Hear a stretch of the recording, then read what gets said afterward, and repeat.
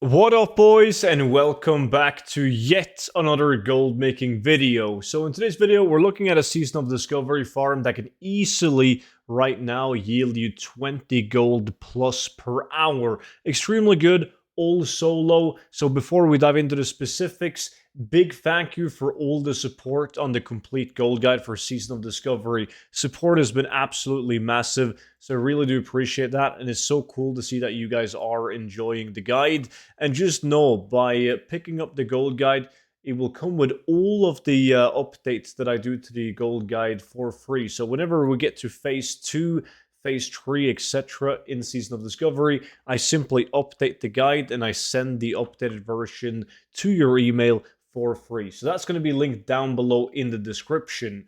But the farm that we're talking about today is something that's really really good due to BFD, because BFD has a lot of shadow damage in the raid, so a lot of people are using this bad boy right here, the Shadow Protection Pot. They're really expensive. They go, well, depending on your realm. On my realm, they go for 1 gold each. And in order to craft these, you need King's Blood and Gravemoths.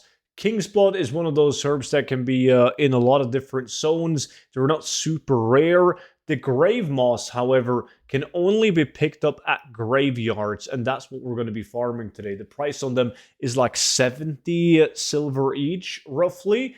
And in order to get them, you got to pick it up from the Gravemoths. So you can see there's some spawns in Desolus, there's an SM, RFD, but like these are high-level places. So Duskwood is extremely good. I mean, the spot that I'm in right now, this location right here, the good thing about it is that there seems to be at least 2 Gravemoths that has like a separate cooldown on it. So they seem to respawn around the 3-minute mark.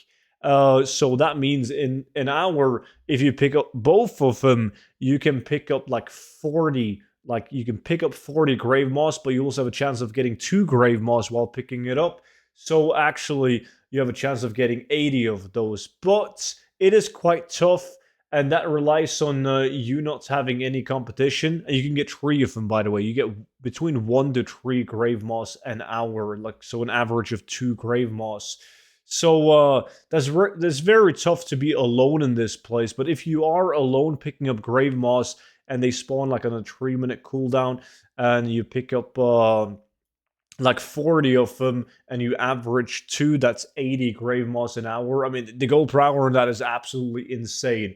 A more realistic number, though, is being able to pick up half of them. So you're going to pick 20 Gravemoths, and you can get like 2 on average. So that will be 40 Gravemoths.